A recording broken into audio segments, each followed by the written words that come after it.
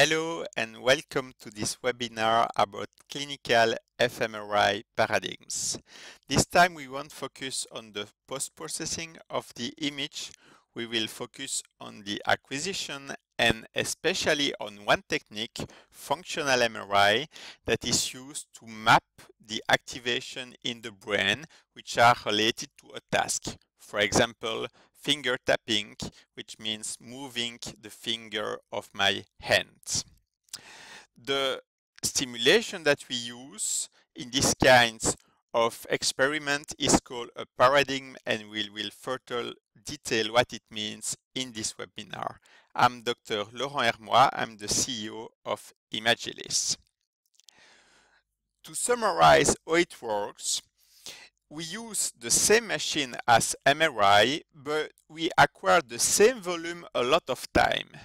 When you do a normal T1 sequence, for example, you acquire the volume only once, and it takes approximately 5 to 10 minutes. Here the difference is that we acquire the same volume a lot of times, every 3 seconds, 1 times, twice, 3 times, etc., approximately 100 times sequentially. The whole sequence lasts approximately 5 minutes. And during this period, we alternate 2 tasks. An active task, which can be, for example, finger tapping, moving the fingers of my right hand, versus doing nothing. And again, finger tapping, nothing, etc. What happens in my brain when I move the finger of my right hand? In my left motor cortex, because you know that because of the decussation of the pyramids, my right hand is controlled by my left motor cortex, there is a small increase of the oxygen consumption because of the neuronal activity, which is surcompensated by a large increase in blood flow. The result is a variation of the oxy versus deoxyhemoglobin ratio, a bit less deoxyhemoglobin. And as deoxyhemoglobin is paramagnetic, it means a magnet breaker, we get a little bit more signal in my motor cortex during the active task than during the rest period. This effect is called the Bolt effect, Bloch's oxygen level dependency effect, and we will further detail how it works in the next slides. So what you need to do during this 5 minutes of acquisition is to apply a paradigm. A paradigm is a sequence of events in order to stimulate the patient. For example, let the patient listen to music to activate his auditory cortex.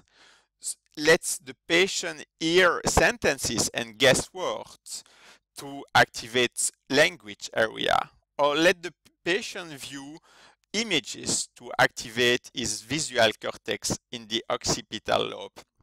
These are common paradigms that we use in clinical practice.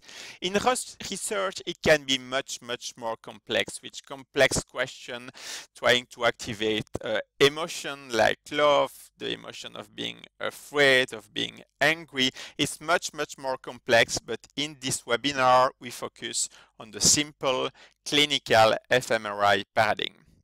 In order to do that, to stimulate the patient like that in the magnets, you need dedicated audiovisual system, because you know that the MRI is a big magnet. You can't simply buy a normal TV or a normal headphone, because it is not compatible with the high magnetic field. So here are the system that Imagilys are selling via our partner, the audio system here to stimulate the patient, the screen to stimulate the patient visually, to show him images, and here response paths that are sometimes used to get a feedback from the patient. Ask him a question and get a feedback.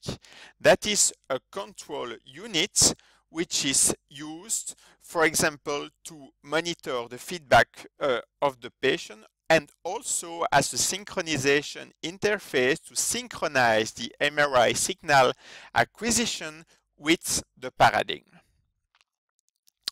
So the simple paradigm that we have shown and that are used in most of the cases in clinical paradigm are block paradigm. The blocks are approximately 24 seconds, and for example in this case we begin with an active block, then 24-second rest, then 24-second active rest, etc. The whole sequence lasts approximately 5 minutes and we acquire approximately 100 times the whole brain volume. In some experiments, it's not possible or not optimal to use blocks. For example, if you want to make an experiment, a research one, on the emotion of being afraid or having a phobia of spiders, for example, you can show spiders during 30 seconds because the people get either get used to see the spider or they will just do everything to leave the scanner. So what you will do is that you will show neutral stimulus, nothing, and then one spider, and then again wait, and another spider, and then wait, and two spiders, and that's called an event paradigm, and it's used a lot in research, but usually in clinical practice we use block paradigms. What is important to know is that the rest period isn't always a true rest, and we will show it with an example in our stimulation system. That's paradigm Magix, a software developed by Imagilys, and the purpose of this paradigm is to activate language areas. Here we will play the paradigm, and in this case I'm not connected to a scanner. It would wait for a trigger from the scanner. Here I will press enter to launch the paradigm. Listen, what we hear cannot be understood. It's like a foreign language, like Chinese for French. Actually, it's reverse, and I will explain why we do this. And now listen. The place where you get the airplane. The airport. It's what we breathe. The air. An 8-legged animal. The spider. We kick it when playing soccer or football. The ball. A desert plant that is prickly. The cactus. The room where you sleep. The sleeping room. Again, I don't understand. So we alternate periods where we hear and understand sentences in English with rest periods which are not full rests, but these are not understandable sentences. Why do we do that? To eliminate the auditory activation in the results. The analysis that we do, for example in brain Magix, is some kind of more complex subtraction between the active period and the rest period. During the active period, in this case, I hear the sentences, so my auditory area are activated, and I understand the sentences and I guess the words, so my language area are activated. In the rest period, I hear something that I don't understand, but still my auditory area are activated, but not my language area. If we make the subtraction active minus rests, what we get is only the language area. And that's what we have here with this paradigm. And we will show another example in brain Magix at the end of this webinar. If it was totally passive rest period, it means nothing, then we would have not only the language area, but also the auditory area that I represented here, and that's the primary auditory cortex, which is Eschel gyrus. So usually what the neurosurgeons are interested in is not the auditory area, it's the language area. And that's why this paradigm is one of the most efficient for mapping language. What you need to understand is that mapping language in a healthy volunteer is quite easy, but in clinical practice we don't deal with healthy volunteer. We deal with patients who have a disease, and this disease often implies a cognitive deficit and difficulties making the task correctly. And that's what of the advantage of this paradigm that we have in our library is that by listening to this sentence, even if the patient doesn't perfectly make the test, he still hears, understands, and tries to guess the words. Another solution is to stimulate the patient with written sentences. You need then a visual system, and you can also use response paths to check that what he replied. So for example, you would write the sentence, the place where you get the airplane, and then you will put a potential answer, the train station, which is not correct in this case. It would be the airport. And he has to press with his left hand. And if it was right, he would have to press with his right hand. So with that, you get feedback, and you can check. For example, if you don't get any meaningful activation on the results, you can realize that the reason is that simply your patient didn't make the exercise. Usually we make at least 2 paradigms for the mapping of language area. Another one is categories. You give category like sports, and the patient has to think about a lot of sport like football, tennis, horse riding, swimming, etc. And then stop. Here it's a completely passive rest period. And then again a category like months: November, February, December, January, etc. And then rest. That's also a possibility, a bit more complex for a patient with a cognitive deficit. A lot of hospitals use letters. You give a letters. Find words beginning with the letter B, like for example, be beautiful, etc. But it's a bit more complex. You see that even me, I had a bit more complex to do it, although, well, for a normal volunteer, it's okay, but for a patient with cognitive deficit, it's not so efficient as fMRI tests. Another possibility is to show picture, and in this case, the instruction needs to be to describe the picture so that you activate the language area and not only the visual area, in which case the instruction would be to just watch the picture. Also here the rest period will be active with a checkerboard, and here it will be passive with a black screen. We have all that in our clinical fMRI library in paradigm Magix. So one word about instruction. It's very, very important to give good instructions to the patient, to explain them the paradigm very well before they enter the MRI. And again, just before they begin the test in the MRI, you repeat them again and again and again, because to have good results, it's really crucial that your patient perform the exercise well. Motor, we stimulate it with auditory instructions. For example, move your right hands, and the patient has to make finger tapping of the right hand. Why would it be the right hand? For example, because the patient has a tumor which is close to the area of the right hand. So what you would like to activate, language, right hand, or left hand, foot, left foot, or tongue, for example, or auditory, really depends on the clinical indication.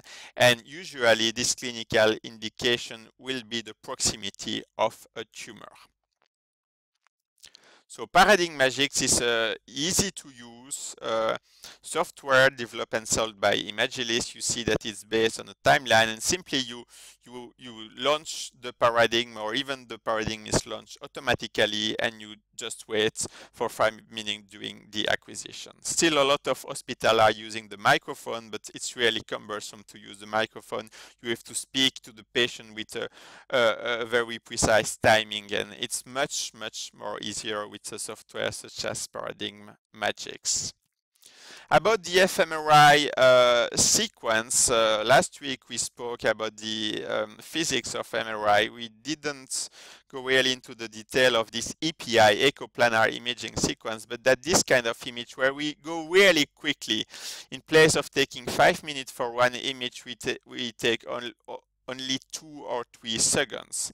The advantage is that we can repeat it, for example, 100 times sequentially during 5 minutes. The disadvantage is that, of course, you don't get the same quality in a 3-second scan than in a 10-second 3D T1, but the purpose is not the same. Another advantage of this gradient echo API image is that these are T2 star weighted, and that's useful because to detect this decrease in the deoxyhemoglobin and this paramagnetic effect, that's a T2 star weighting that you need. Next week will be a webinar about artifacts, and artifacts which are abnormalities in the image. You see it here, and these images are very prone to artifacts. Typical parameter at 1.5 Tesla, it's typical, it's quite similar with a few adjustments at 3 Tesla, about 30 slices of 3 millimeter, TR of 3 seconds, matrix of 64 times 64. At 3 Tesla, you can increase a bit your matrix if you want better spatial resolution. You can also keep the same matrix and get better signal to noise ratio and bolt effects.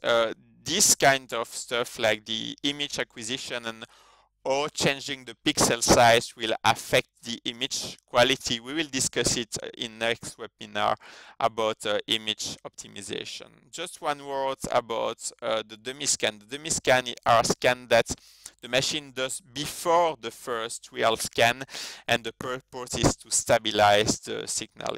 You can have instabilities in the signal in the first few scans. Let's go back to this bold effect, which is very indirect, because what we would like to measure actually is the action potential or the synaptic activity. And we would like to measure an electrical current.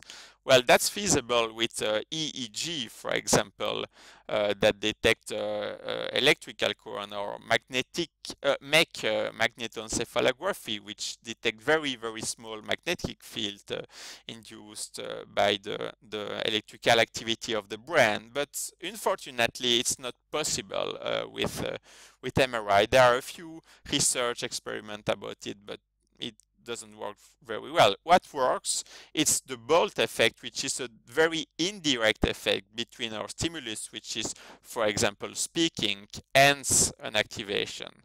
So what happens when I speak is that I have a neuronal activity, for example, in the broadcast area, that cannot be detected directly, but there is a neurovascular coupling. Neurovascular coupling is this effect that you have a variation in the blood flow because of this neuronal activity.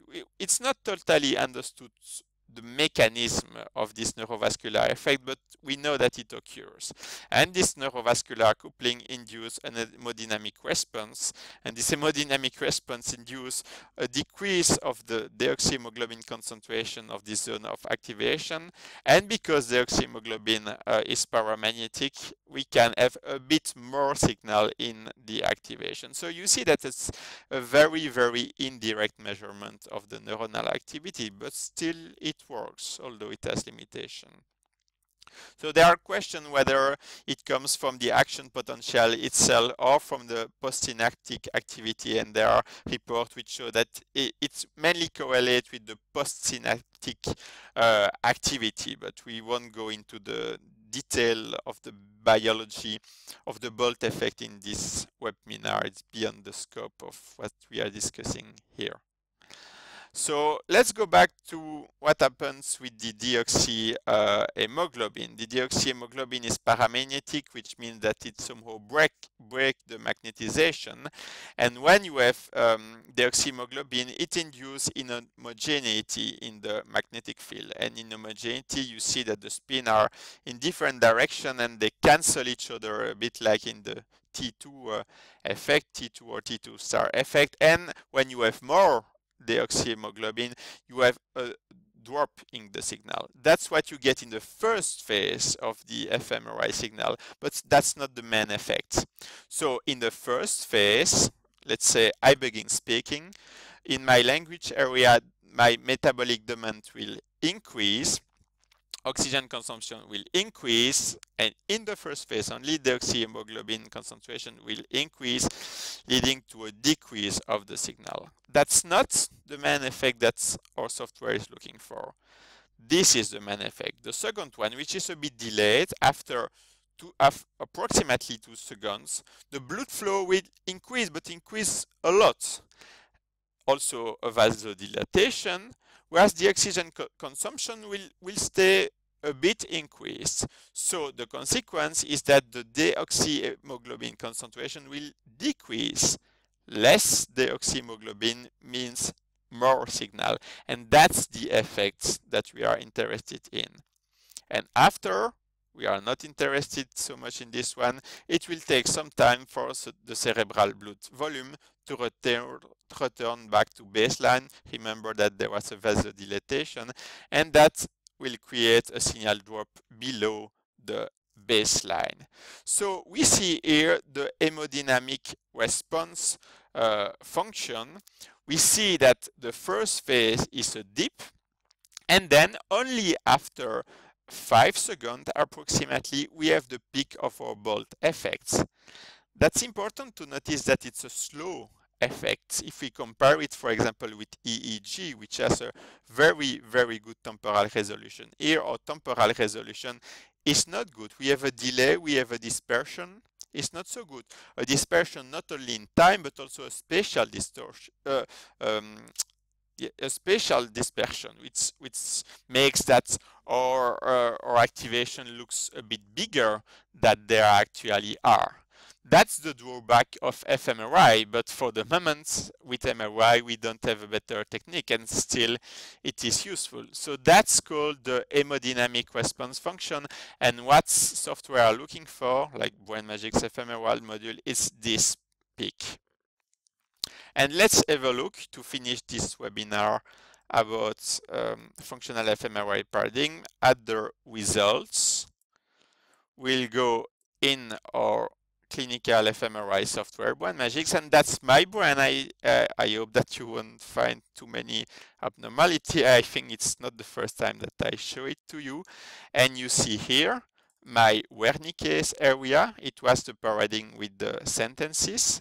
So, for example, when I hear the place where we get the airplane, I understand it, and mostly my Wernicke's area is activated, and here is my Broca area, which is because I also produce language. That's not everything what we see. We can also find other area. Here is the dorsolateral prefrontal cortex, not directly linked with language, but almost always activated in language paradigm, and the supplementary motor area, because even though I speak in my head, and that's very important to tell the patient not to speak loud, but to speak in his head, I'm thinking about how I would move my lips to speak. And if we have a look here in a very nice activation in my Wernicke's area, I can put a region of interest here.